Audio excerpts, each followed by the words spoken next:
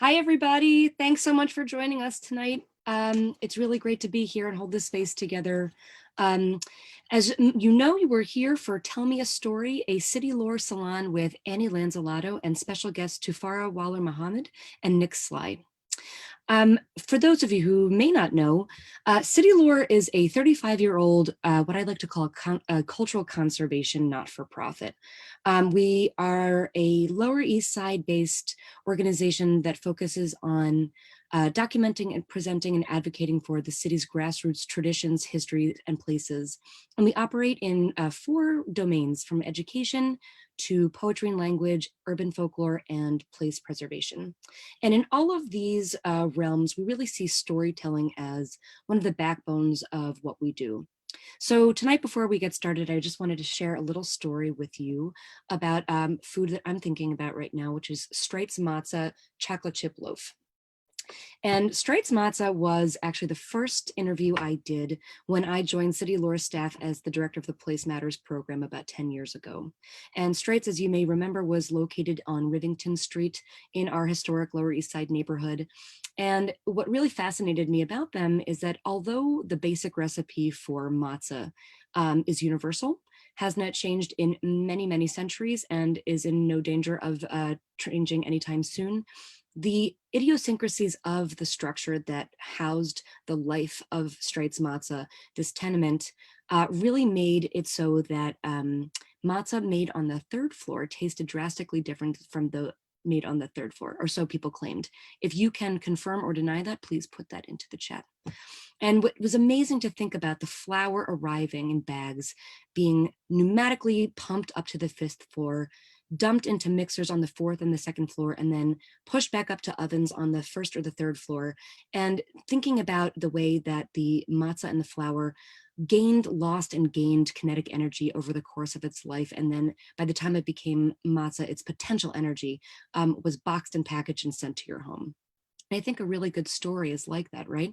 It builds us up and it gives us release. And by the time it's done, we have much more potential. We have much more hope and inspiration than we did before the story started. So tonight, we're really lucky to be joined by 3 incredible storytellers from New York to the Mississippi Delta. Annie Lanzillotto learned as a Bronx kid how to make a shoe with the end of a piece of bread and what to do with it. Tufara Waller Muhammad is from Arkansas, from rice and gravy and not being lazy. And Nick Slie is Narlands through and through. His grandmother waited until he was 27 years old to learn the family gumbo recipe. So just to give you a bit of a run of show for this evening, our 3 storytellers will share a story about food that sustains and nourishes them.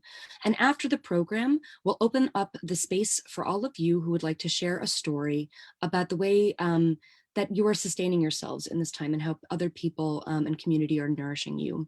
And so if you're interested in sharing a story, please drop your name into the chat, or if you have a question or a comment, also please feel free to drop those into the chat. The program will end promptly at 8 p.m., at which time we invite everybody to turn on their cameras and join us for a big potluck group photo, which we'll take via screenshot right before we say goodnight and look for the next story. And so now, from unleavened bread to bread that has risen, we're going to look to Annie Lanzillotto to rise to the occasion and lift our spirits this evening. Right, Annie? Yeah, that was a great story. And Molly, we have Rabbi Simcha in the audience, who's going to know the answer to how many years matzah is created. So Simcha later, or chat it, or later come in and tell us, please. And it's his birthday. Oh, so happy birthday. Mazel tov, happy birthday, Tanti. Sameach. Yeah, well, yeah, say it again. I don't know how to say that. Wait a second. And Simcha, here, this is for you. I wish I could give you a bite for your birthday. How do you say that, Molly? What did you say? Yom Huledet Sameach. Yom Huledet Sameach. All right. What are you throwing me? All right, I got this lemon from Lower East Side to the Bronx. Ready? Whoa. All right. Smells good. I'm going to put it in my still life composition. Oh, beautiful. Tonight happens to be the anniversary of the death of Cézanne, who took, I don't know, days, I think, to make the compositions of his arrangements before he started to paint the still life. And I think he's, in terms of male still life painters, one of the guys I look at, because he doesn't over-sexualize the fruit. Sometimes in some of these male still lifes, every fruit has a nipple. Molly, where'd you go? And anyways, so to Cezanne, we raise a toast. Molly, I gotta feed the meter. Throw me a quarter. All right, thank you. All right, let's feed this meter. And we're gonna try to be on New York time, even though we got stories coming from the Mississippi Delta and points beyond. All right, the time is set and here we go. So, my grandmother, Rose, never said hello. She'd say, cosa mangia oggi? Cosa mangia oggi? So if I called her on the phone, I'm a New Yorker, poet in the schools, running between jobs, from Brooklyn in the morning to Harlem in the afternoon, and I'm gonna call her on the lunch hour. But if I call her, I have to plan what I'm eating for lunch because she's gonna ask me. Cosa thing, mangia, you eat in the imperative. My grandmother never conjugated in a question format. She conjugated in il imperativo, the imperative. You eat oggi today. So, cosa mangia oggi? So, there was only one or two places, and listen, I wasn't bringing Tupperware of hot greens with garlic broth and oil into the school system. I wasn't going in like that, greased up, smelling like garlic with juice spilling onto my poetry. Finding a meal I could admit to Grandma Rose, like in the 90s, was no picnic because it took another decade before people caught on to make peasant foods chic. But when I was teaching in the early 90s, there was no chic polenta, there was no chic scarol, there was no chic, broccoli rabe. It wasn't happening, except in one place on the Lower East Side. So I would go there when I wanted to call her. She was on 177th Street in the Bronx. And I'd say from a payphone, hey, Grandma, it's Annie. How you doing, Grandma? I'm gonna come see you soon. And she'd go, boom, così mangi oggi? And I'd have to start in, and I better have a good answer. I couldn't say I ate a bologna sandwich. She'd hang up on me. So I'd say, oh, Grandma, I ate a lamb chop and a string of beans. Oh, she said, good, nicer girl. That's all right, that's all right. I had a little lentica scarola, because foods we talked about in aqua vivesi. Now, another side story, because I see my brother-in-law Peter's out there, Peter Montagnino, which means son of the mountain. Peter used to work at a fruit store as a teenager in the Bronx. Now, he might not have known, but this was my grandmother's scale. So when she would buy vegetables and fruits from him, she'd say, what, Peter? She'd say, give me a good weight. She'd say, I know who your girlfriend is, because my older sister Rosemary was his girlfriend. And she would get home and weigh on the scale whatever Peter sold her. So give me a good weight means if I order a pound, I don't know, throw in a few extra peaches, whatever, right, Peter? Maybe you could tell us later. She checked what butchers sold her, what everybody sold her. Now, why did she say cosa mangia oggi instead of hello? Because she was the day laborer as a child in the heel of the boot in Puglia, Italy. And when people are starving, and I'm sure Nick and Tufara have versions of this story in their ancestry, when people were starving, what's the point of saying hello? You want to check in and say, did you eat? What did you eat? Prove to me that you ate. Tell me a list of foods that you ate. And that's how peasants greeted each other. She was paid in onions. Now that tradition goes back to the pyramids. People who built the pyramids, Simca, you could weigh in on this later, they were given onions as payment. I don't know if you'd call it payment. But now my grandmother comes from a town called Acquaviva della Fonte, living waters of the fonte, which is not fountain, but it's the sorgento, which is the aquifer of water through the limestone merge, the hill, and it's an ever-present source of water. Acqua Viva del Fonte. So they divined the spot of water in the 1500s, dug, built the wells, and built the town Acqua Viva del Fonte. And the onions that they cultivated are big as babies. And they have a sacred festival called La Sagrada or La Sacra di Cipolla Rossa.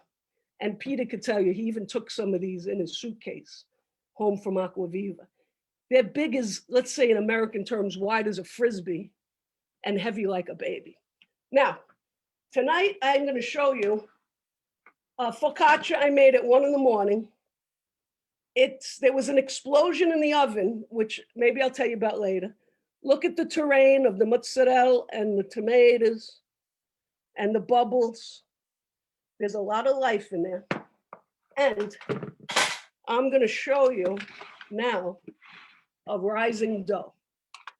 Now, one of the lessons, I have 18 rules for eating that I've distilled from my Bronx childhood. I'm going to tell you about 1 or 2 tonight. One is cooking crisis. Now, in 1963, I was born in June. This is a dough that's exceeding the limits of the pan. To handle it, because it's alive, first I'm going to put oil on my hands.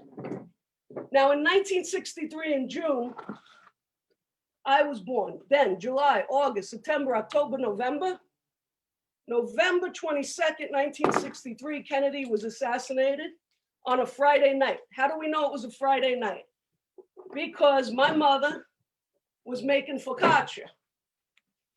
She always made focaccia on a Friday night. It was kind of a day off for her, but not really. I mean, this is an Italian woman's day off, is to make 6 focaccia. So look at the air in this thing. Now, when it rises that much, you have to hit it so it rises again. Okay, so now we got that. Now, this is the dough. So Friday night, Kennedy shot. My mother didn't know it yet, so she picked me up. I was 6 months off the counter, and she's, I'm stretching the dough. It smells so good. It's so alive. She goes down St. Raymond's Avenue, takes a right on Zariga, walks 2 blocks to Frank and Joe's, and she buys 6 bags of living dough, and she puts them around me in the perambulator. Now, my perambulator was the big navy blue perambulator with the chrome shocks and chrome detailing and white wall tires. And I can remember the feeling of the white wall tires hitting the sidewalk seams, ba-boom, ba-boom, ba-boom. And when she came to a stop, I was startled because I wanted that rhythm. So then I'd cry, and she would rock it back and forth over the seam of the sidewalk, ba-boom, ba-boom, ba-boom. When Kennedy was shot, all the neighbors came out onto Zariga Avenue and St. Raymond's Avenue and everywhere else in the country. And it took her 2 hours to get home. So, because everyone was talking. So all the dough rose in the carriage, the perambulator, all around me. So I had a dough here, I had a dough here, I had a dough here, I had a dough here. I was surrounded by rising dough. The rising action is an interesting thing to me because we are braced for impact. In society today, we're braced for impact. Maybe we've always been. I've been braced for impact since I was an embryo. And the dough gave me a cushion for the impact. Now, my mother would joke with me decades later when airbags came out. She'd say, you had airbags first. You had better than airbags. You had focaccia dough all around you. And I think the rising action of dough in all the homes across this country, maybe the world, I don't know what's going on everywhere, but the rising fascination with dough is because we're all braced for impact. Every time you know what's going on, I don't need to name it. So, and things are going on in different communities for different people under attack in different ways. So when we rise the dough, the rising action, and you know, It fills the house with heat and steams the windows. And it fills, you have to put it over, you know, every Friday night there's rising dough in our homes, the way we grew up. And it would be, you couldn't open the windows because the dough couldn't get a draft. You covered it with blankets on top of hot pans of water. You know, my Aunt Lucy used to call it the corpse in the basement. She had so many blankets over however many pounds of dough. And this dough now is bracing me for impact. That's what's happening. And the last thing I want to tell you is the word ashkapet. Ashkapet. And what it means is that even if you have nothing to eat, ashkapet, it means la scarpetta, the little shoe. Even if you have nothing to eat, if you could even scrape off a little limestone off your cave wall and mix it with water and let it rise, you could make some kind of dough. And that's what they did, right? You know, they cooked with rocks when they had to, the minerals in the rocks. And then you wipe the empty plate. Maybe there's dregs of a meal. Maybe there's a little juice. Maybe there's a little, you know, rubbing of a herring or whatever tradition you came from. And then that's what you eat. And you make a meal out of nothing. All right, Nick, I'm passing the ball to my New Orleans brother. Where are you? I'm going to throw you something. You got something to catch? Yeah. All right. I love you, Nick. Love you. Tell us a good one. Cry us one. Thank you, Annie. Wow, what a beautiful story. Love you, baby. Love you. Such a pleasure to be here with all the good people at City Lore, and especially with you, Annie, and Tufara. Just real treasures and deep, deep friends. You brought me to so many places about my family history. Annie, when you first called and said, hey, I'm interested in you telling a story about food, the first dish that came to mind for me was this one. It's the dish we call corn makshu in Louisiana. And makshu was actually a dish that indigenous people taught to my people who are Cajun, but also the Cajuns and the Creoles learned this dish.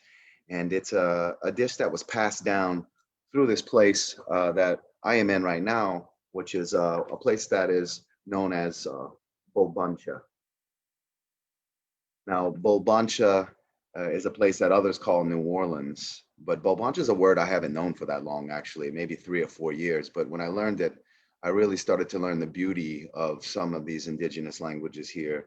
And Bolbancha means the land where many languages are spoken, or the land where many tongues are spoken.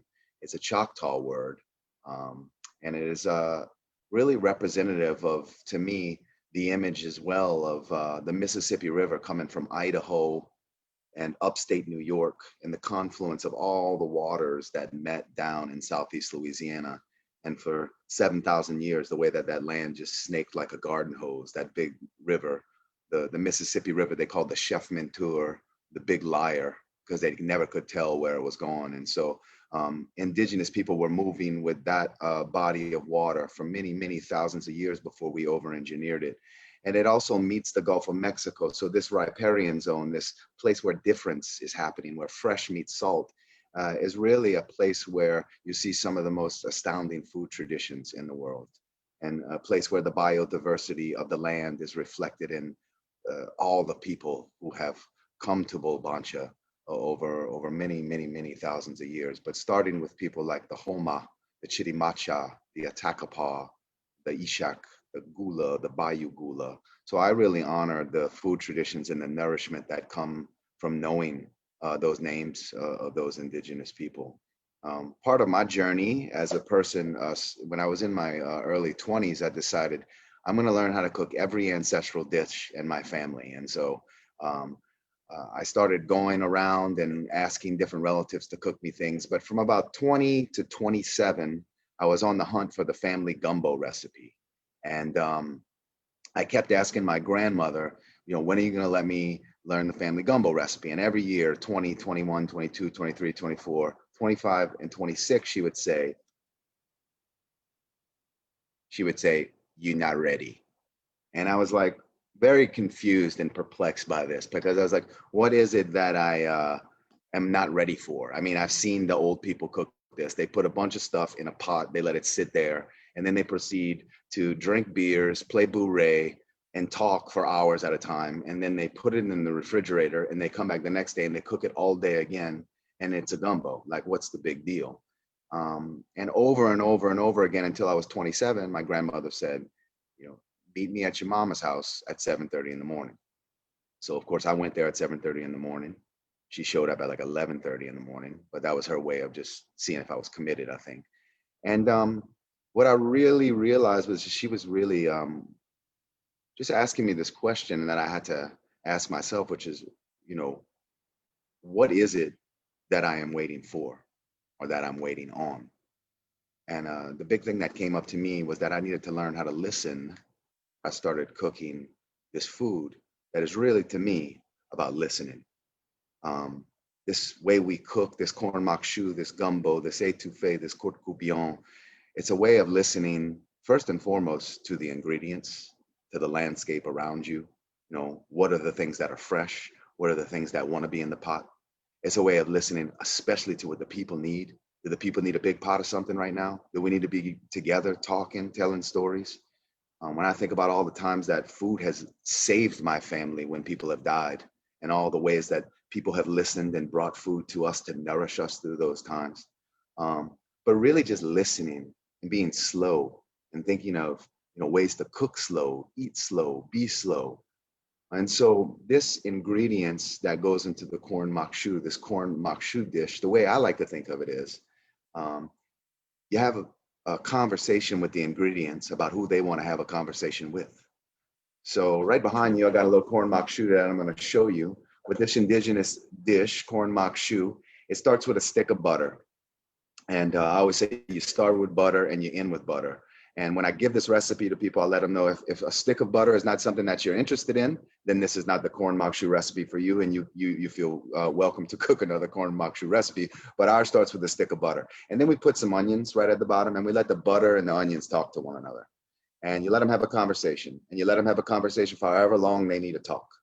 And then you throw some bell pepper in on top of that, and you let the bell pepper and the onions and the butter have a conversation.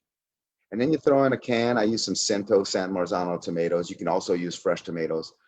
Throw in that tomato sauce and you let all those, the butter, the peppers, and the onion, much longer conversation together, maybe 20 minutes, really on low heat.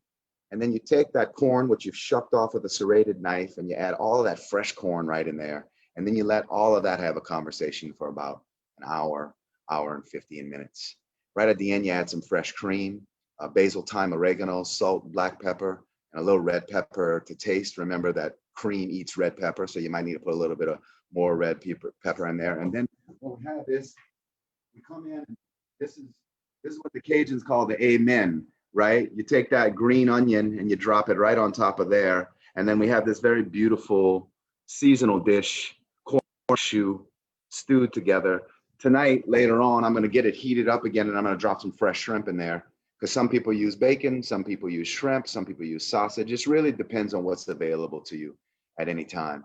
And you know, just one thing I want to say about the beauty of this event, and it comes to me so often about preparing myself to take the impact of these times, is that in my family, when people start talking politics, I always divert the conversation by asking them, oh, how do you cook your white beans? Or how do you cook your gumbo? Or how do you cook this?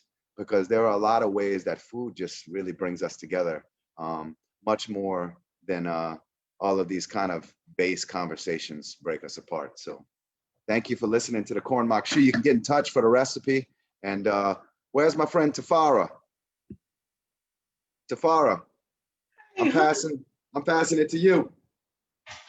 Oh, thank you. Hey, everybody. I bring you greetings from what's called the state of Arkansas, what we know to be the ancient lands of the Caddo, the Osage, and the Quapaw, where we grow rice and soybean, catfish, cotton, and we refer to old men as Baba and Pawpaw. Where when we travel, we keep our most precious valuables in a sock tied at the base of our bra, because we understand the best bank is the breast bank. North on the river, the Mississippi from Nick is where we can dig diamonds and it's normal to open and carry a gun. Where we survive Bill, Hill, and Huckabee. Where we still use church fans with images of Martin King and John Kennedy. Like my friends, Annie and Nick, my ancestry is that of working folk. We work the lands and we make things with our hands. My pops worked daily with the goal of bringing home $100 until he was 90 years old. And my grand prided herself in fashionably dressing and feeding her family with food, with some to spare. When one went to my grandparents' home, there were multiple things that would happen each time. One, the permission. You had to knock and be given permission to enter, even if you had a key and they saw you drive up. They saw everything. The door was always open, the blind was always open, and they had a police scanner on all the time. Two, the greeting. You had to properly greet them with a smile. Acknowledging my grands first was essential. They were the elders, and their house was our safe haven. Three, the update. How your mama and them? What is the status of your people, your family folk? Remember, family is birth, collected, and selected. Them refers to all them folk. Four, the table invitation. You done ate?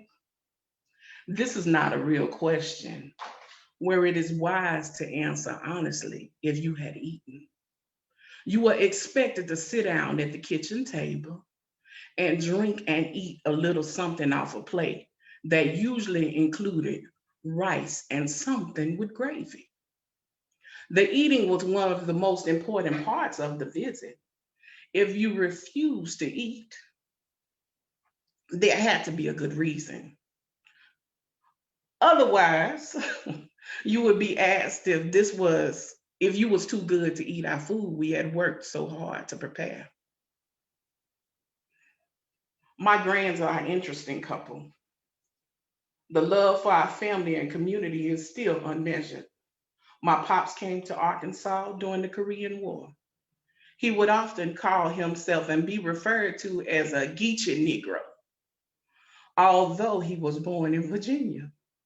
His father was a Geechee Negro fisherman, and his mother had died when he was about 5 during childbirth. So my pops worked as a boy, shining shoes and selling papers on the dock.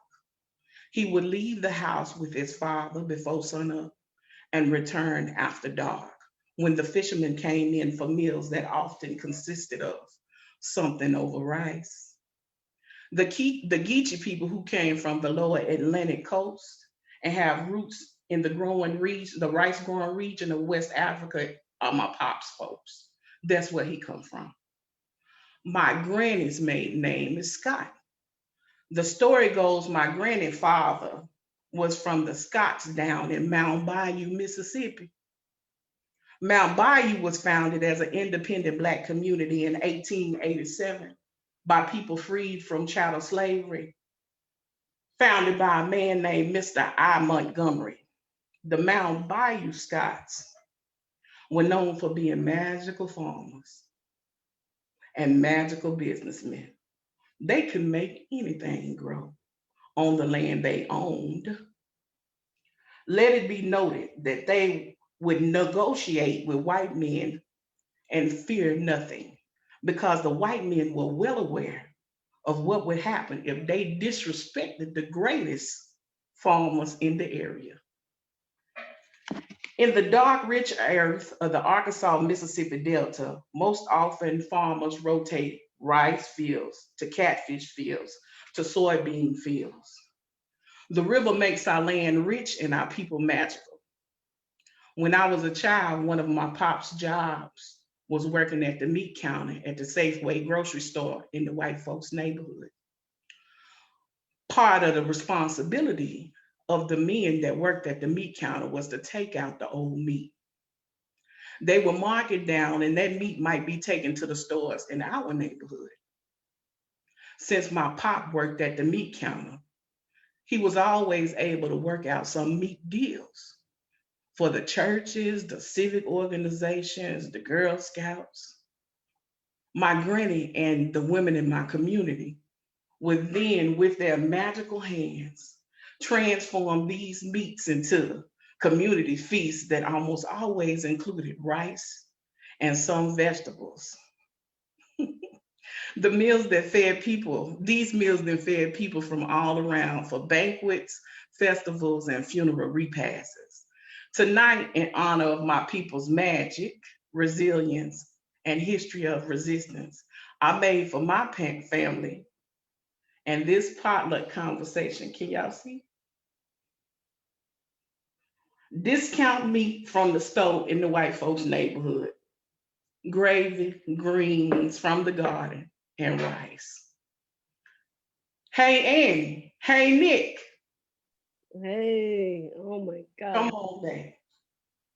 Wow, I love you both so much. And you honored us both with so much story. Wow, wow, wow, wow. So now we got to talk to each other, like Nick says. The onions talk to the peppers, talk to the what? What was the three things? The butter. The butter. All right, Nick, you be the butter. How about that? I'll be the onions. Tufara, you're the peppers. I got it. And everyone else, please drop your name in the chat if you want to join our circle with a 2-minute story.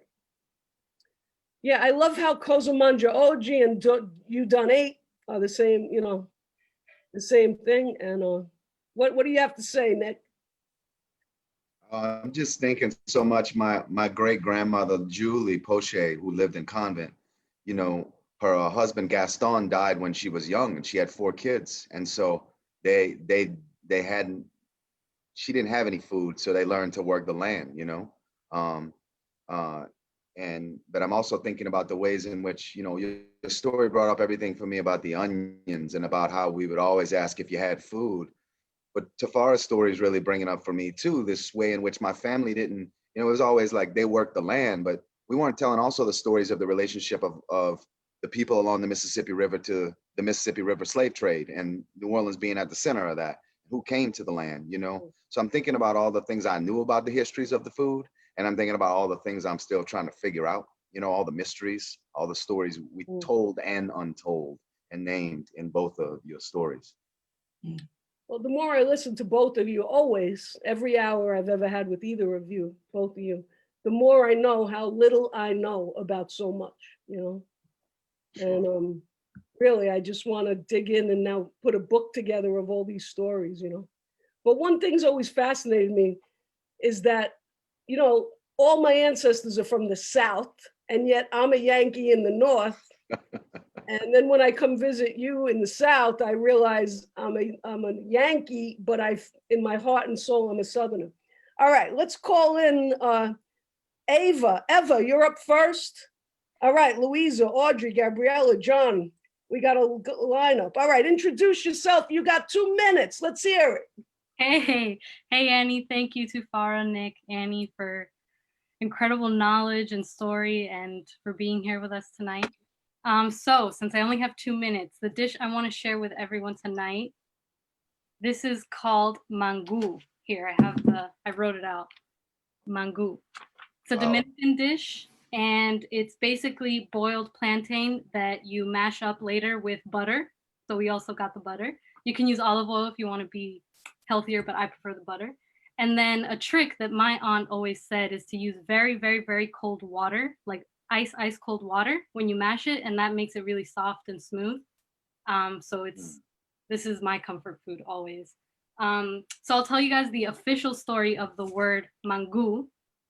It comes from the Congo word mangusi, and because the DR is a mix of African, Spanish colonialism, and indigenous Taino like cooking traditions, this word comes from mangusi, which is a West African term that means a mashed vegetable from the earth. but the tradition of actually cooking it and mashing it is more of a Taino indigenous tradition. And they use like, the what is that called in Spanish? I don't know, pilon. It's like a wooden bowl with a wooden stick. I wish I knew the English word. I'm sorry. But pilon, and you guys can Google it. But the unofficial story, which is actually the one I grew up hearing, and I didn't know about Mangusi from the West African term until I researched it for tonight, because the unofficial story, which I knew, is that during the US invasion of DR in the 1920s, this was served to an American soldier who told the person, "Oh man, that's good. Man, good." And so everyone just started saying Mangu, because man is good. So right. that's me. Thank you. All right, thank you ever so much. Next up, we got Madaha from the Bronx. Let's hear Madaha. What you got? And after Madaha, we have Hannah. All right. Let's see, Mava. Eva, you might have to help me. Let's see, turn on the camera. Yeah, I'm just now adding Madaha. So. All right, that'd be great. Madaha, and then Hannah after Madaha. And then we're going to get in as many people as we can.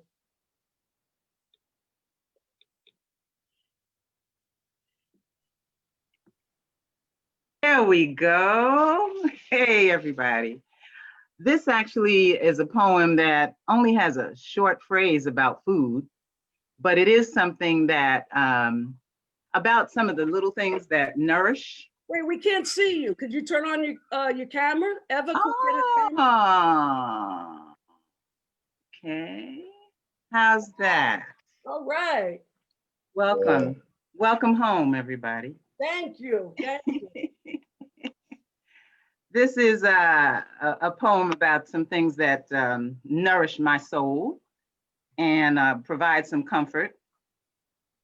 Just a little bit in there about food, but see what you think. I want to be a poem about this brown skin pulling in the blinding white sun, about feathery patterns of light and gray swaying together on the freshly painted sill. The winds dozy-do through branches, twirling leaves like emerald trinkets. A trunk thick as a mob of men, older than most mama's memories. I want to be a poem about mama's big breasts, rocking underneath that pink calico house dress that she wore. Dad's busyness, his tender feet, the worried heart I'd see in his eyes for our comings and goings in this world. Breakfast sail in a hickory smoked ship through their neat house, backyards away from a golden dog's bark, relentless, the chink chink of his chain. I want to be a poem live as your constant yearning for my seasonal softness, the poem in the laughter ever ripe between us, the quick catch swallow of breath when little son is all concentration, grown daughters hug free of any rush to part.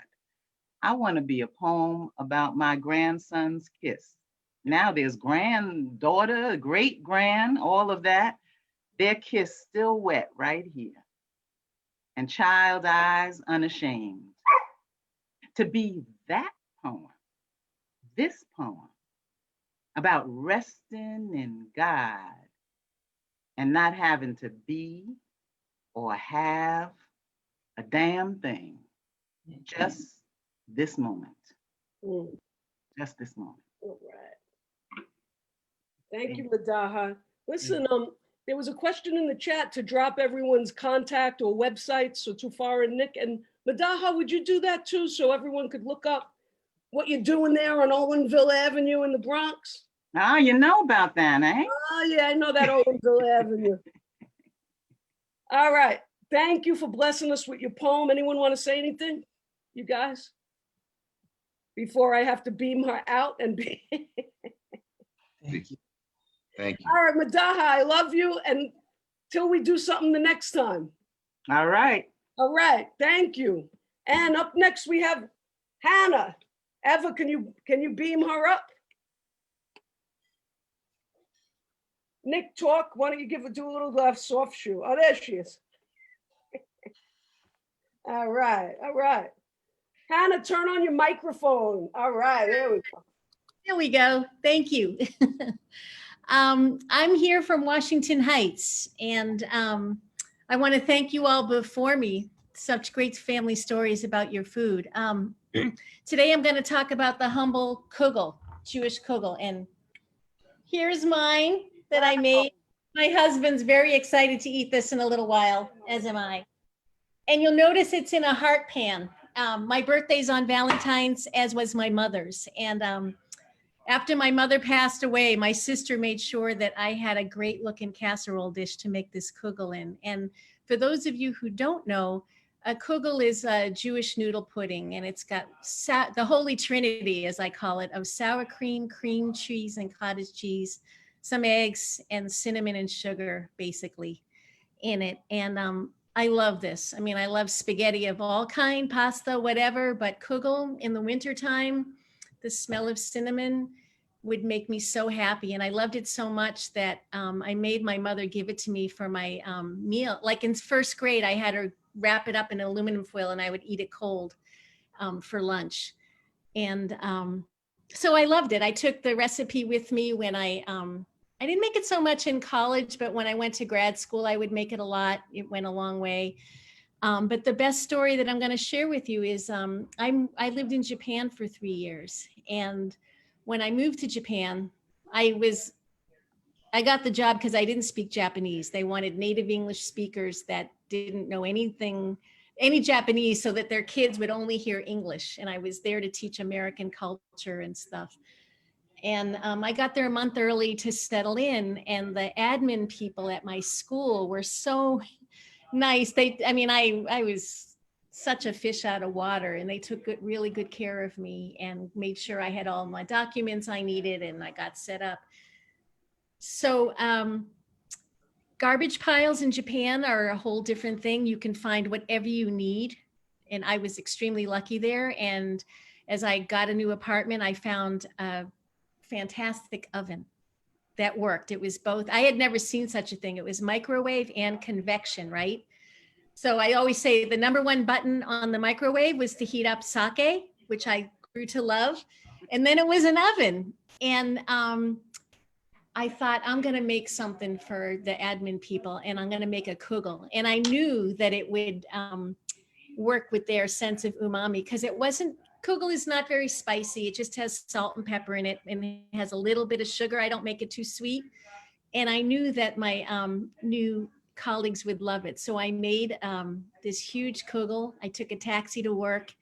One of my new friends there that spoke English translated for me, and we brought it out, and I had brought plates and everything, and I served it up. And the Japanese were like, "Nani?" When I knew that word, that was Japanese for what? What the heck is this? And I was like, kugel, kugel. Very important American dish, American Jewish dish, but what did they know? So I served it up, and they loved it. And the word for delicious in Japanese is oishi, which I always thought sounded Yiddish. So I was like, oishi, yeah, it's really good. And from then on, we had a very nice relationship for the 3 years that I lived there. And anyway, that's my kugel story. And in these times, I just have to say, the New York Times, had all these great cooking for COVID recipes, which I did because I love to cook. But I think I had run through a gamut, and I was tired, and I like this, I don't even have to think about it. And I made kugel, and my husband turned to me and he goes, "You do love me, kugel." I was waiting for it to come back. So it's back. Thank you, Hannah. Thank you so much. All right, next up we got, I think, John Gennari, then Meredith Moats, then Louisa Del Giudice, then Gabriella Belfilio, then Audrey Kindred. There's the lineup.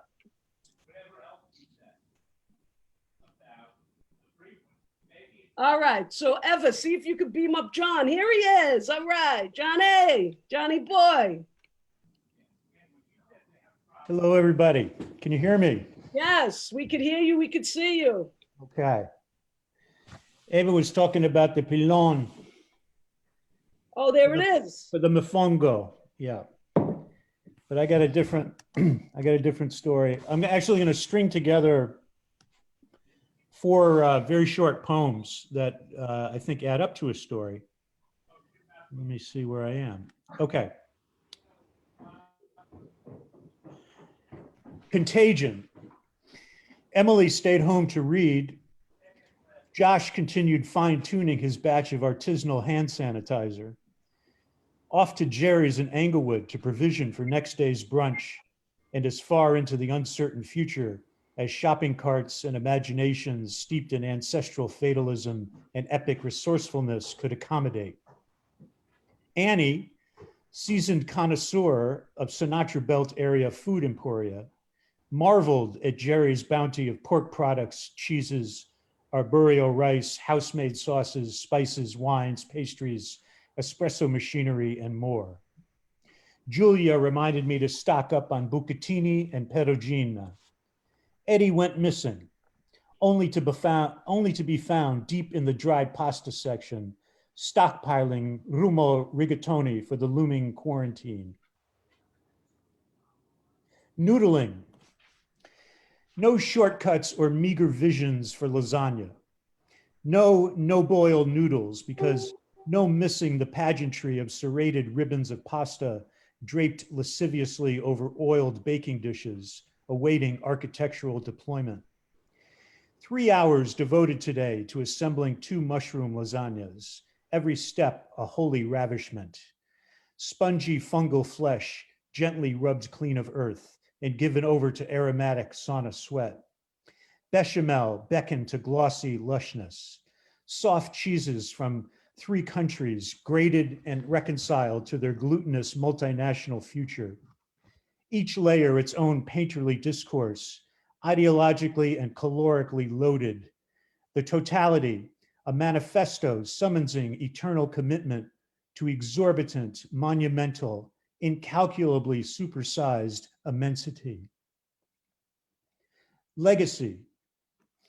In this cruel season of makeshift morgues and unclaimed bodies, it is only the truly fortunate who sate themselves at the family table on their way out. Jay-Z left with his mouth tasting of his grandson Adam's chicken paprikash, ears ringing with the sound of his Hungarian Jewish mother's wooden spoon banging on the pot of boiling nokolody. A lifetime of mitzvahs, meshigas, and kvetching comes down to this. Homegrown poultry browned in silken lard, pure paprika mainline from Kaloska, dumplings, sour cream, children and grandchildren who never forget. Finally, groove. When I grate cheese, I think of my father, gently pressing Asiago against corrugated metal, leaving a mound to collect on a piece of wax paper. Nice and easy does it, he'd say with a sing-song lilt, but none of Sinatra's sexual innuendo. Same injunction for sawing wood. Press too hard and you tire out. Let the rhythm take over and do the work. This I came to know as music. Like the night I sat behind jazz drummer Matt Wilson and saw him fall silent when he knew the groove had taken over, and he leaned back and moaned, ooh. Beautiful, Johnny. Johnny, what are you eating tonight? Cosa mangioggi? You done ate? You know, I was so busy, I couldn't get into the kitchen until just now. So when we finish, I'm going to grate this cheese here, and later I'm going to make a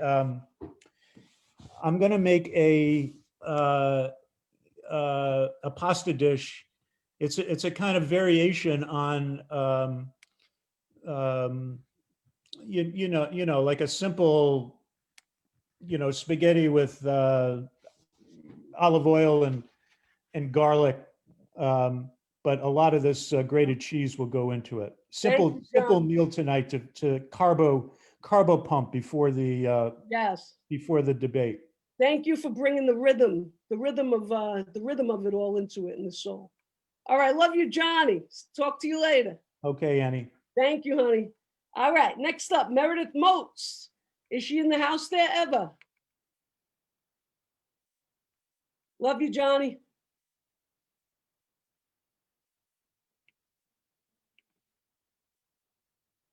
All right, here she is. She's done. Okay, I'm here. Hey, my name's Meredith. I'm in Arkansas, not too far from Tufara. This is my daughter, Pearlie. So for dinner, we're actually eating pupusas from the local El Salvadorian restaurant because I didn't have to cook. But what I'm going to tell y'all about is these beans. So every night, I've been harvesting these. I don't know if you can see. Can you see them? So these are from our garden, and these are the ones we're saving for seed and for dried beans. We live in a little community called Harkey's Valley, which was originally Osage land, and my maternal grandmother was from a community called Carden Bottoms, where she was a tenant farmer. And by the time that she was older and she moved into town, the story is that she always had on a pot of beans. Like when anybody would come by her house, there was always like a big pot, usually of pinto beans. And so that would be like, everybody knew her name was Golda. Everybody knew you could go to, they called her Goldie's house, and get like beans and cornbread like any day. And you always could. And so anyway, we are in cornbread too, usually cornbread. So we're growing beans now for ourselves on land that actually my paternal grandfather grew his own garden on. And so, but these are beans I've been experimenting with because of climate change and trying to come up with new varieties that are going to grow better here as the weather gets a little bit hotter. So these are my beans, and I have about 14 different varieties. You grow fava beans? I don't, but I'd like to try. Okay, start growing them so I could come learn, okay? Yes, okay. Tufara, got any questions for Meredith? No, I know about our beans. The question is, do you have questions for Meredith? I have to come. I got to come see these beans growing. I'm coming down. All right. All right. Love you, Meredith. Thank you, Pearlie, and whoever else is back there. Elijah and George. Elijah and George.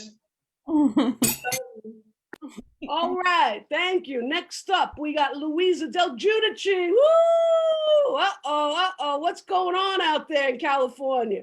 Hey, Annie. So I got your message at 1 o'clock in the morning on Facebook where you were making focaccia, and you so made me hungry. It was 11 o'clock here that I had to go downstairs, and that's it, and make myself some cacio e pepe, sort of essential, elemental spaghetti with butter and cheese and lots of cracked pepper.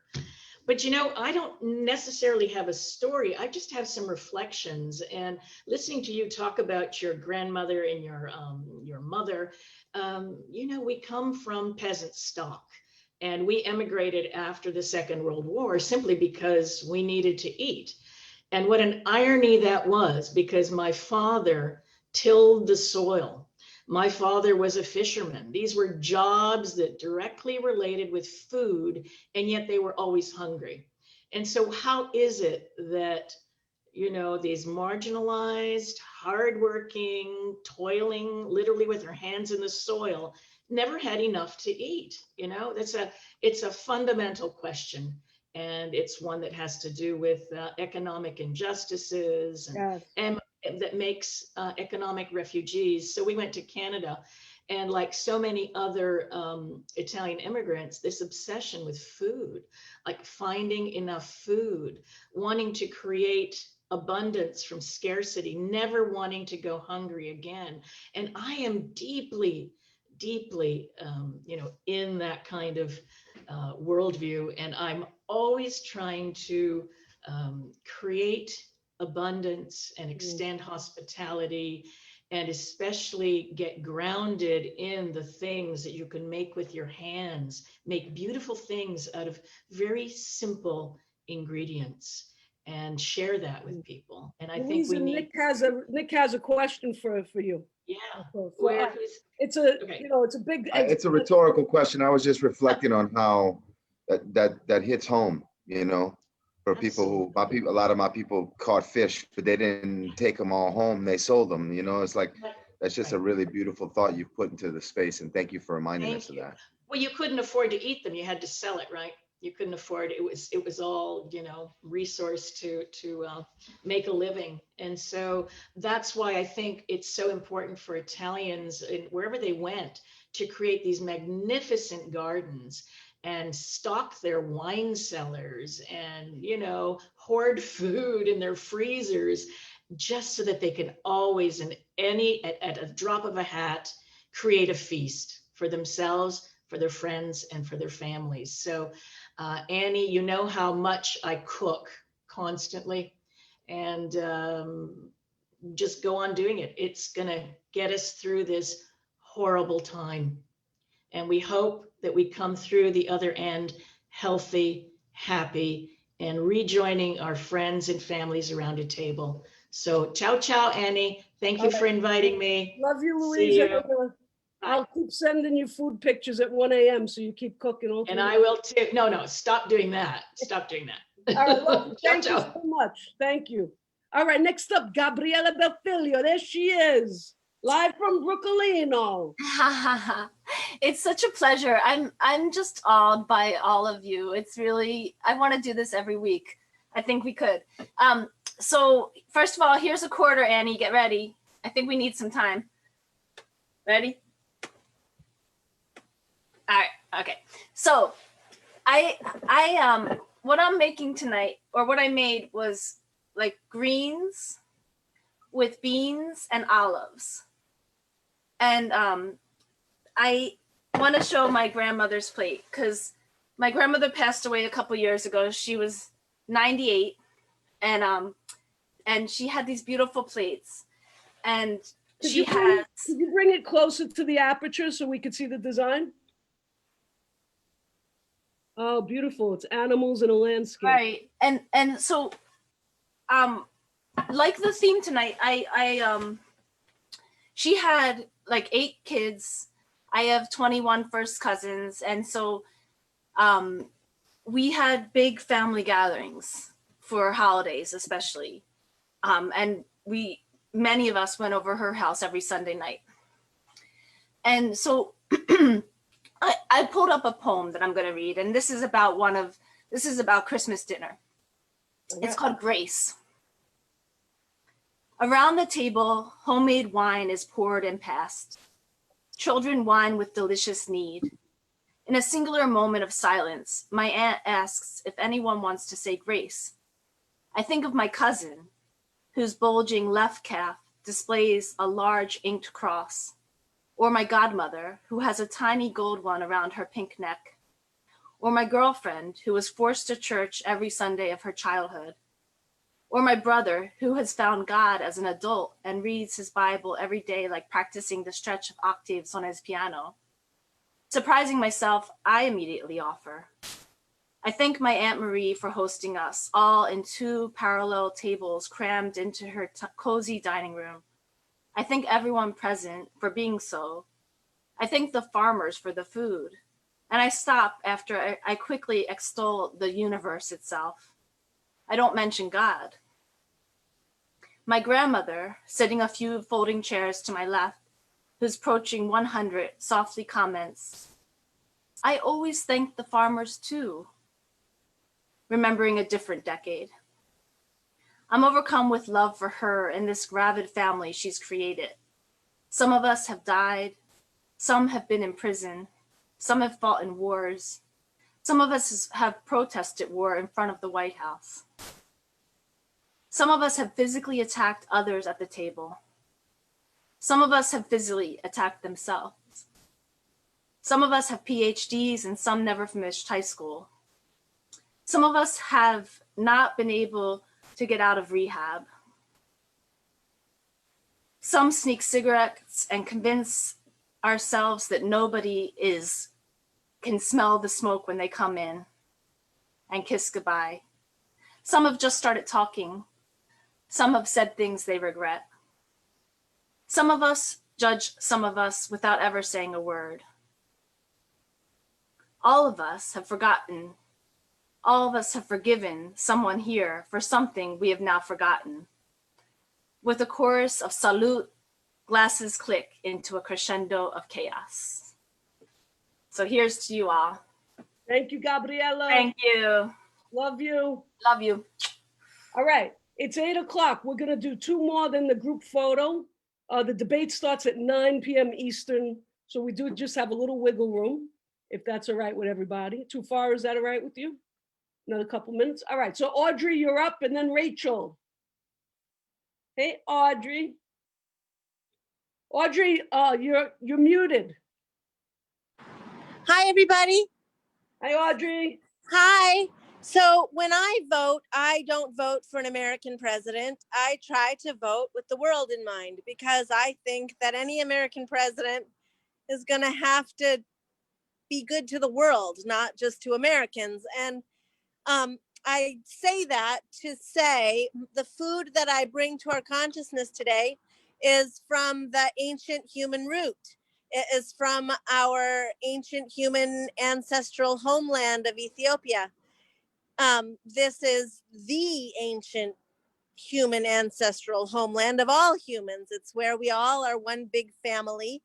And so to the African descendant in every single one of us, I want to say Ethiopian food is my comfort food. It is the food of the land where I was actually born. And when we were growing up, Ethiopia was in big trouble. Wars and what was called the Red Terror were taking place, and you couldn't get the flour that that creates the base of Ethiopian food, which is called teff. And teff was something you could only get in Ethiopia. That's not true anymore. Things have changed.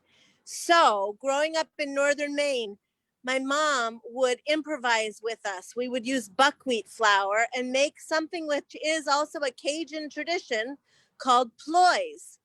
And we would use ploys, the buckwheat pancake of northern Maine, French Canadian people, Acadian people, I should say.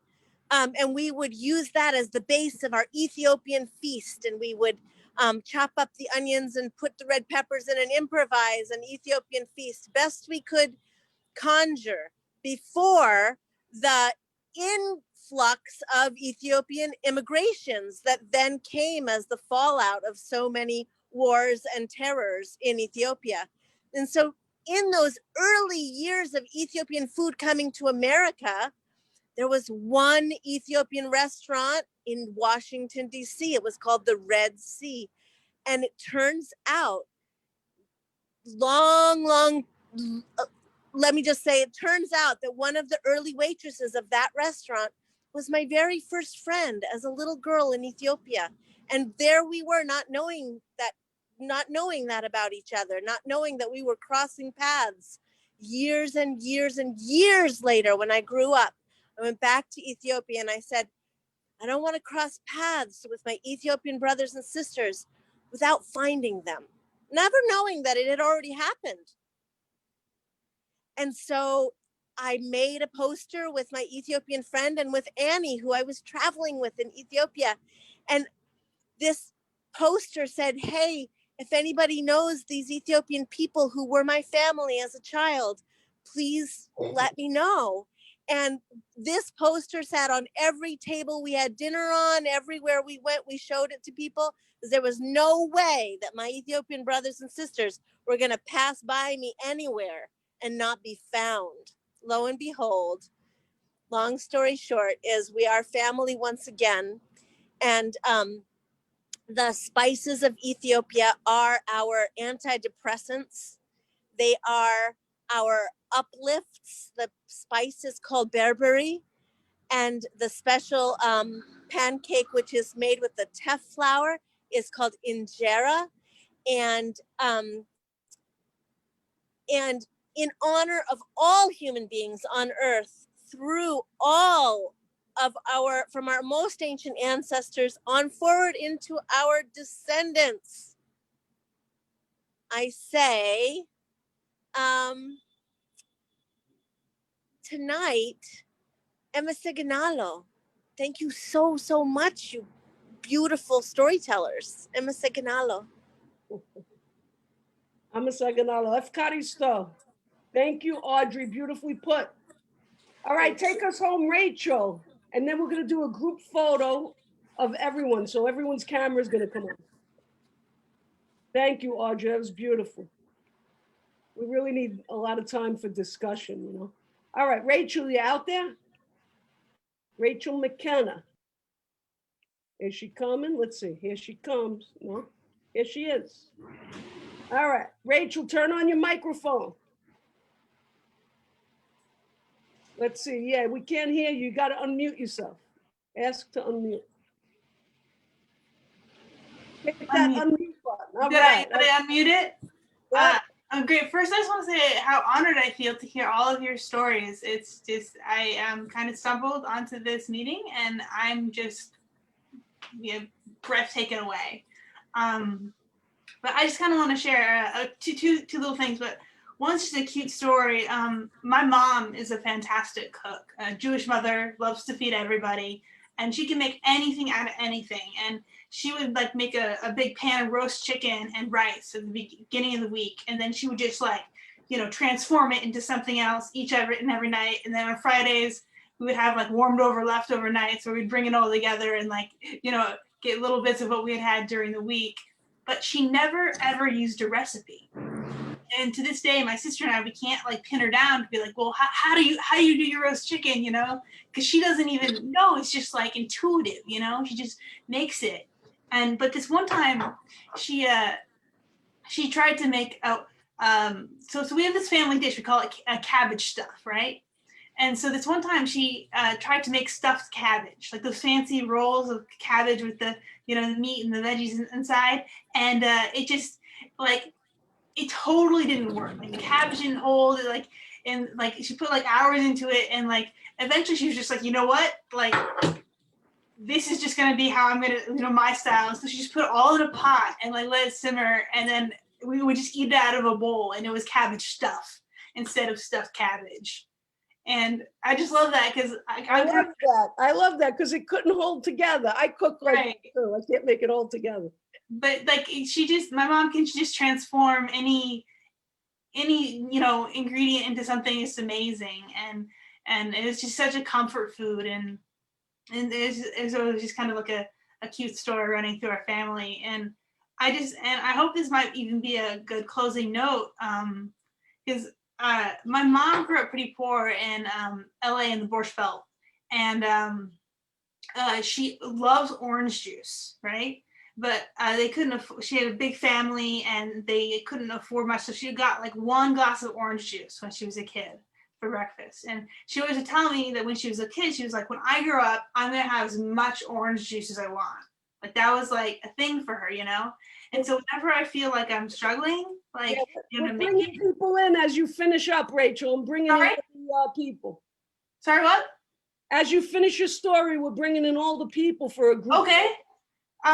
So I just want to, so every time I feel myself struggling to get by, I just remind myself that I can have as much orange juice as I want, Like I'm in a position where I'm lucky enough to be able to go have, as much orange juice as I want. My mom, that was something she couldn't have. And, food, it means so much more than the surface. And Thank you, Rachel. Where are you from? Where are you talking from? I'm from Oregon. I'm actually talking from the University of Oregon right now. All right. Thanks for calling in. It's so beautiful to meet you, really. Thank you, everyone. All right, Rachel. Drop your email in the chat, everybody. Rachel. All right. So Eva, help me beam people in. And while we're doing that, you guys could crosstalk at your will until we have everybody. Nick, why don't you take over the host? Katie. Tufara, did you say something? Where'd she go? I said, hey, Acadia. I'm starting to see people I know on this little thing. Hey, yeah. All right, yeah. Oh, I know a father being tricked too, if you want to hear it. Who do you have there, Tufara? Who's with you? My sister, Danita. Hi, Danita. Hey, everybody. Hello. Amazing. How are you? Huh? Hey, Stephen, Amanda. I'm good. How are you? You done ate? I done ate. What'd you eat?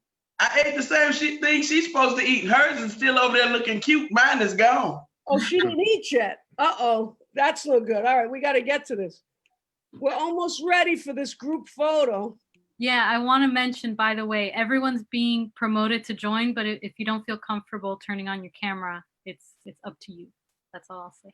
No, I'm going to force them. It's not It's on you, Annie. What is this, free choice? What do you think? All right, let's see who we got out there. And anyone else, whatever you want to put in the chat. Eva, can you save the chat? Hey, job deal. Absolutely. All right. Hi, everybody. Hi, Simka. Happy Hey, Mohan. birthday. Thank you. Thank you so much. Everyone say happy birthday to Simka. Hi, Rosemary. Happy birthday. Happy birthday. Happy birthday. Thank you so All much. right. I think we're pretty good, Eva. You want to take the picture? I think we're pretty good. We got most of the people. Okay, so I'm gonna count down. All right. Lift up whatever food or drink you have. Hi, Debbie Carpel. I don't have food. Debbie, why don't you sing while we're doing this picture? Oh, great idea. Oh, you All right, got I'll sing. Huh? It's gotta get my food. Wait, there's 2 pages. There's so many people. I have to do. There's 2 pages of people. All right, Eva, you do your thing. Everyone, I wish we could eat together. Yeah. Me too. Hey, Mitch. Good to see you. I am ready to eat. I know that. Rosemary, did Peter know that Grandma reweighed the fruit when she got home from the grocery store?